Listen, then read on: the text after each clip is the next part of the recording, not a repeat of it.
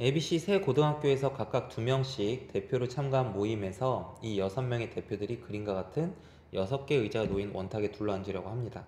같은 학교 학생끼리는 서로 마주 보면서 앉는 경우의 수를 구하래요. 단 회전하여 일치하는 것은 같은 것으로 봅니다. 자, 회전해서 일치한다는 거는 이제 같은 것으로 본다는 말은 원순열 특성이 있다는 말이죠. 자, 그러면 봅시다. A 학교에서 온 학생을 선생님이 이렇게 표현할게요. A1, A2. 자, 이런 식으로 여러분이 표현들을 또 해 버릇해야 문제 풀다가 안 헷갈려요.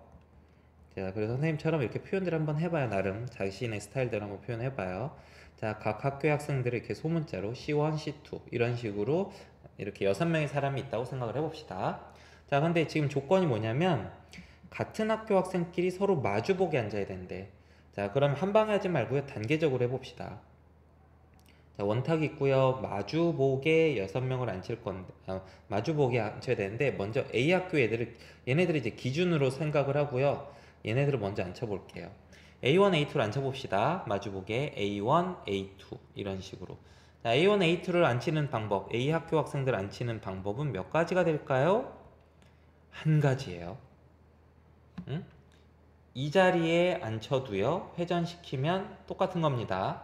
A1 기준에서 봤을 때 맞은편에 A2가 있다는 사실에는 변함이 없지요. 그리고 나머지는 A2를 제외한 나머지는 빈자리라는 사실에도 변함이 없고요.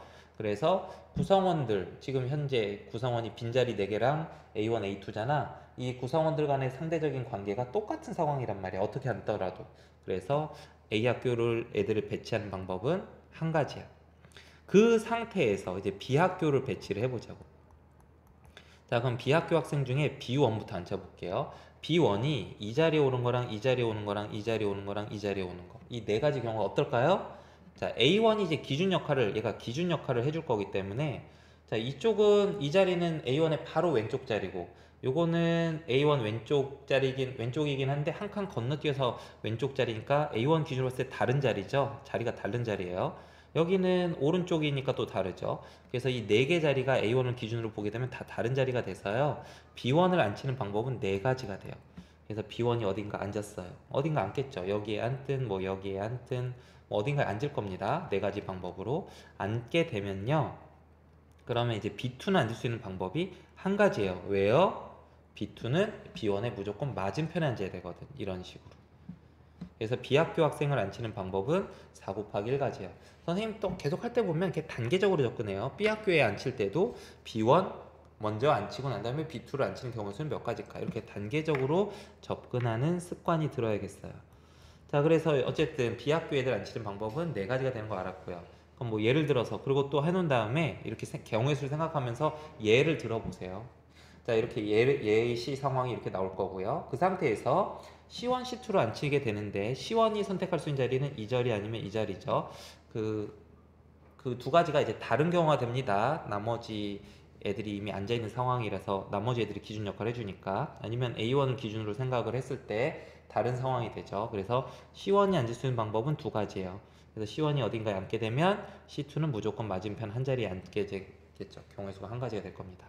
그래서 이 문제의 정답은 8가지가 되네요. 생각보다 몇 개 없네요. 자, 키포인트를 정리를 해보면요. 자, 이게 중요해요. 지금 선생님 문제 풀 때 접근하는 것처럼 단계적으로 접근해라. 이 세 학교를 한꺼번에 다 앉힐 생각 하지 말고요. A 학교부터 먼저, 아니, 그 다음에 B 학교, 그 다음 C 학교, 이런 순서로 생각을 하시고, 또 B 학교 애들 앉힐 때도 B1부터 먼저 앉히고, B2 앉히고, 그 다음 C 학교도 C1 앉히고, C2 앉히고, 단계적으로 한 명씩 한 명씩, 하나씩 하나씩 따져가면서 경우의 수를 생각하시고, 단계적으로 접근하면서 모두 하냐면, 예를 드는 습관이 들면 좋겠습니다. 예를 들어 보도록 하여라. 요거는 경우의 수 문제 풀 때 이런 습관이 들면 굉장히 좋은 습관이에요. 그래서 선생님이 보여준 것처럼 차근차근 단계적으로 접근해 볼 수 있도록 연습을 하시면 좋겠고요. 자, 그런 다음에 이제 처음에 이제 배치할 때는 원순열 특성이 발생을 했죠. 왜요? 다 모두 빈자리밖에 없으니까. 나머지가 모두 빈자리라 회전시키게 되면 다 똑같은 경우가 됐단 말이야. 처음에는 원순열이 되는데 그 다음부터는 누군가 A 학교가 앉고 난 다음에 A 학교 앉았다, 앉은 후, 즉 이 말은 어떤 거냐면 기준이 발생한 거야. A 학교의 어떤 특정 학생 기준이 돼버린 거죠. 기준이 발생하면 그러면 그냥 순혈이 되는 거죠. 순혈, 그냥 순혈. 자, 이런 특징을 생각을 하면서 풀 수 있으면 되겠습니다.